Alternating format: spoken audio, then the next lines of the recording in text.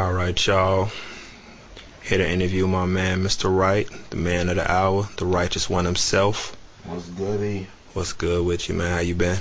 Man, grinding, man, but I can't complain. You know what I'm saying? It feels good to be able to work at this, you know? I hear you, I hear you. And just let all y'all know, my man, Mr. Wright, he not being rude or nothing, but he always writing. He always doing his thing. So, let's just get it started. So, for all those people that don't know Mr. Wright, tell us a little bit about yourself, man. Well, born and raised Chicago, Illinois. Um, feel like this city has a lot of talent. It has a lot of strong, innovative people, and I'm just happy to be a part of it. I'm glad I'm from where I'm from, and I try to represent this city as properly as I can, and as well as I can. Just a kid from the city, man. It's just trying to make good, man. So that's basically it. Okay. So how'd you come up with the name, Mr. Wright? A chick from college actually gave me that name. Long story short, the girl that gave me the name, I was trying to bag her friend. And, I was on that, yeah, I'll be her Mr. Right, blah, blah, blah, blah, blah. It's totally the worst thing to ever say. And she was like, well, you already are Mr. Right. So, my pompous ass, I'm thinking she was trying to get at me, but she was telling me, no, idiot, you always right, so you're Mr. Right. So I was like, yeah, I kind of lost that whole, little thing. But, yeah, so, gave me the name, it stuck. And every time I tell people and spell it out for them, they go, oh, okay, that sounds like a plan. So, that's how it is. There you go. There you have it, Mr. Right, the righteous one. Gotcha. All right, so being from Chicago, how did the Windy City help prepare you, for the rap game? Anywhere you go in Chicago, it's tough love. It's a very competitive city. Dog eat dog, if you will.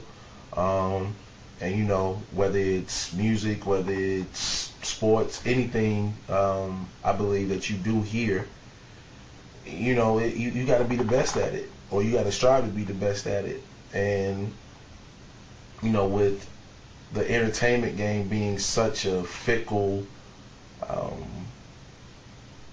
such a fickle entity in industry, I just feel like being from here kind of gives me that extra thick skin, to not take things so seriously, or if somebody doesn't like what I'm doing, just, move on to the next, All right, I feel that. So how would you describe your style? Very conversational.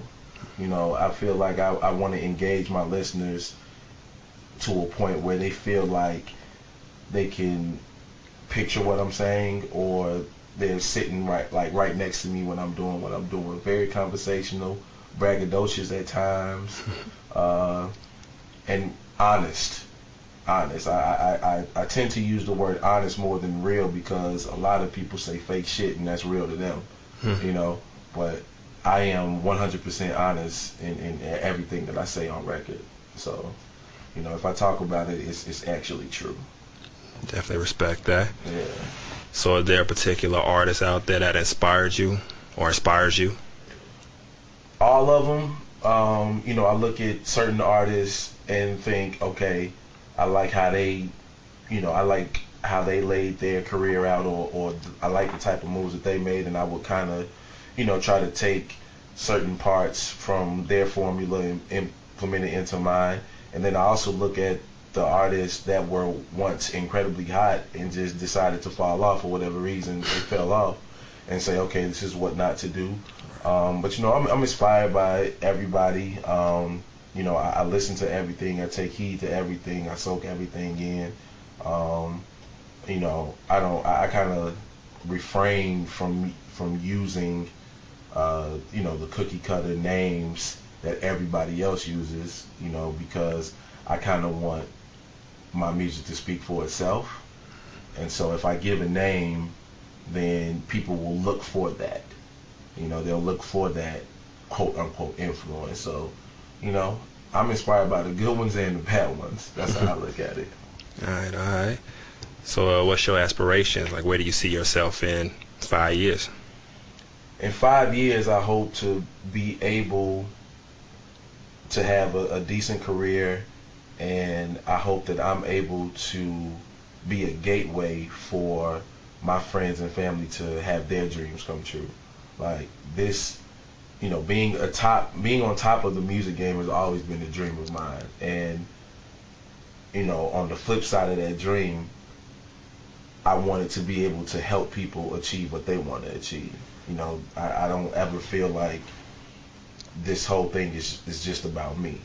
I want other people to be able to accomplish what it is they want to accomplish. So if it takes me doing this music and being out there and sacrificing stuff that I would normally want to do in order to achieve this dream, then so be it. But as you said, in 5 years, I just want people to just jam, to just rock out to my music, man. Like that's the most gratifying feeling ever, to have people say, you know what, I like that song, and they get down to it. All right, all right. Well, right now you got an album out, Perfect Penmanship. Yeah. Pretty dope album, if I do say so myself. Man, I appreciate it. No doubt. You got a favorite track off that album? My favorite song. You know what? I can't say that I do. I mean, all of them, all of the songs that we recorded, were pretty awesome to me, and the ones that we chose for the album, I think, all were chosen for a reason. But if there's a song on there that I will say that I didn't think would make the album, and now that it has made the album, it goes over really well when I perform. We're shooting a video for it probably tomorrow.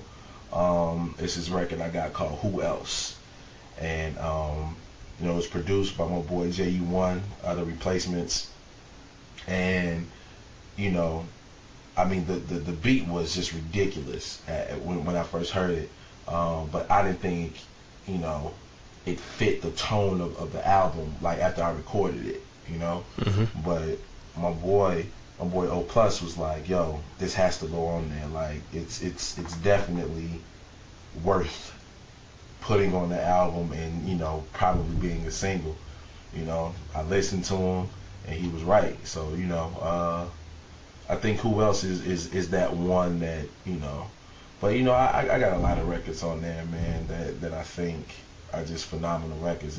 Not just because they were done by me, but because like the music was just everything, the tone, the music, the way in which they were recorded, the accuracy, the speed in which they were recorded. It's just crazy, man. I'm really proud of what we put out with Perfect Penmanship. All right, all right. So what's a day in the life of Mr. Wright? It depends, man.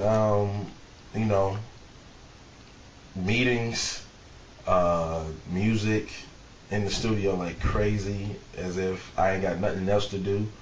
I tell people all the time, like especially on Twitter, like I'm boring, man. Like I get up, I'm writing a song, I'm going to the studio and laying it down, or I'm going to the studio writing the song. Then,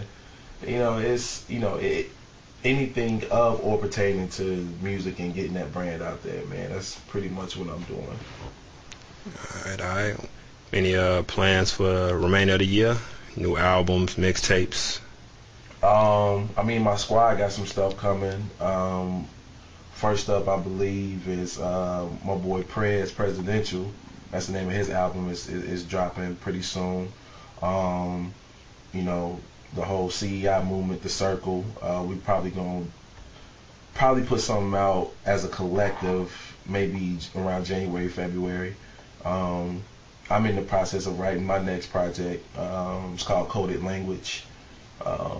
That's that's taking a tone that I didn't think it would be taking right now, but that's gonna be crazy. Like people are gonna get it. They're gonna get it, and I think they're gonna love it. But that, that's about it right now. Just performing everywhere I can, and just doing what I need to do in order to get, take it to that next level. All right. Well, any shout outs before we wrap this up?